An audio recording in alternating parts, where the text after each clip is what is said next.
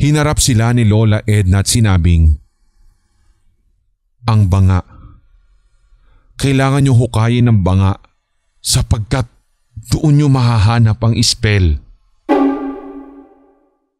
"Sa banga? Nasa banga ang spell?"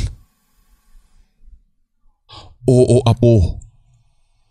Tango ni Lola Edna sa gulat na pagbigkas na iyon ni Sam. "Nakaukit ba siya sa banga? Saan namin to makikita?" Tanong ulit ni Sam. Nagkatinginang muli sina Lola Edna at Lolo Charlie. "Malalaman nyo sa takdang panahon," sabi ni Lolo Charlie. "Takdang panahon? What do you mean, Lo?" Kunot noo ni Sam. "Kailan namin..." At hinawakan ni Lola Edna ang kamay ng apo. "Sam, malalaman mo."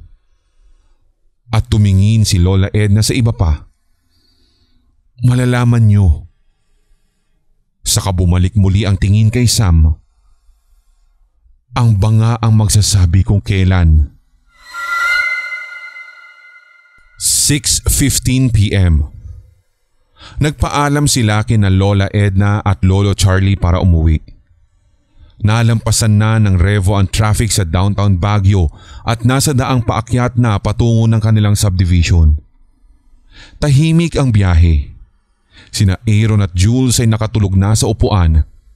Sinilip ni Jane sa rearview mirror si Sam. May mga bagay na umiikot sa kanyang isipan patungkol sa kanyang kapatid. Noong nasa ospital kasi sila, napansin niyang mas nakatuon ang atensyon ng kanilang Lo at La kay Sam na tila ang mga binili nila ay para talaga sa kanya.